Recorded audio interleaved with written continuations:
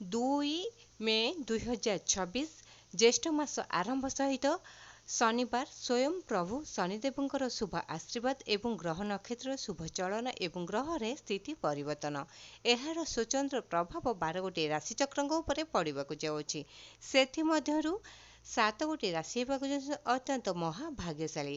ଏହି ଭାଗ୍ୟଶାଳୀ ରାଶିଚକ୍ରଙ୍କ ଜୀବନ ମୋଡ଼ ବଦଳିବା ସହିତ ଇତିହାସ ରଚିବାକୁ ଯାଉଛନ୍ତି। ଏହି ଭାଗ୍ୟଶାଳୀ ରାଶିଚକ୍ର ପ୍ରତିଟି କ୍ଷେତ୍ରରେ ସଫଳତା ପାଇବା ସହିତ ଦୀର୍ଘ ଦିନର ଲାଗି ରହିଥିବା ଦୁଃଖ କଷ୍ଟ ସମସ୍ୟାର ଅନ୍ତ ଘଟିବ, ଶେଷ ହେବାକୁ ଲାଗିବ। ଏହି ଭାଗ୍ୟଶାଳୀ ରାଶିଚକ୍ରଙ୍କ ଜୀବନର ସମସ୍ତ ବାଦ ବିବାଦ ଅନ୍ତ ଘଟିବ, ସେମାନଙ୍କ ଜୀବନର ସମସ୍ତ କଷ୍ଟ ପ୍ରତିଟି କାର୍ଯ୍ୟରେ ସଫଳତା ପ୍ରାପ୍ତି ହେବେ, ସମାଜରେ ମାନ ସମ୍ମାନ ଯଶ ବୃଦ୍ଧି ପାଇବ, ଆର୍ଥିକ ସମସ୍ୟା ଦୂରେଇ ଯାଇ ଅଚାନକ ଧନ ପ୍ରାପ୍ତି ହେବାର ଯୋଗ ବନିବା ସହିତ କୋଟିପତି ବନିପାରନ୍ତି।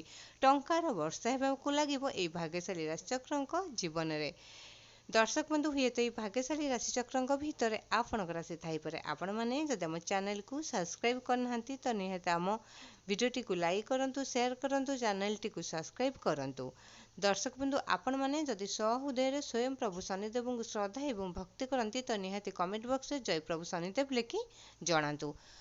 ଏବେ ଆସନ୍ତୁ ଜାଣିବା ସେହି ଭାଗ୍ୟଶାଳୀ 7 ଗୋଟି ରାଶିଚକ୍ରଙ୍କର ନାମ। ପ୍ରଥମ ଭାଗ୍ୟଶାଳୀ ରାଶି ମେଷ ରାଶି, ଦ୍ୱିତୀୟ ଭାଗ୍ୟଶାଳୀ ରାଶି କର୍କଟ ରାଶି, ତୃତୀୟ ଭାଗ୍ୟଶାଳୀ ରାଶି ସିଂହ ରାଶି, ଚତୁର୍ଥ ଭାଗ୍ୟଶାଳୀ ରାଶି ବିଛା ରାଶି, ପଞ୍ଚମ ଭାଗ୍ୟଶାଳୀ ରାଶି ଧନୁ ରାଶି, ଷଷ୍ଠ ଭାଗ୍ୟଶାଳୀ ରାଶି କୁମ୍ଭ ରାଶି, ସପ୍ତମ ବା ଶେଷ ଭାଗ୍ୟଶାଳୀ ରାଶି ମକର ରାଶି।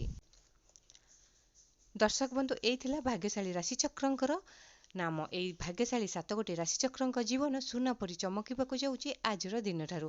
ଆପଣମାନଙ୍କୁ ଆମ ଭିଡ଼ିଓଟି କେମିତି ଲାଗିଲା? ଯଦି ସହୃଦୟରେ ସ୍ୱୟଂ ପ୍ରଭୁ ଶନିଦେବଙ୍କୁ ଶ୍ରଦ୍ଧା ଏବଂ ଭକ୍ତି କରନ୍ତି ତ ଭିଡ଼ିଓଟିକୁ ଲାଇକ୍ କରନ୍ତୁ, ସେୟାର କରନ୍ତୁ ଏବଂ ଚ୍ୟାନେଲଟିକୁ ସବସ୍କ୍ରାଇବ୍ କରନ୍ତୁ।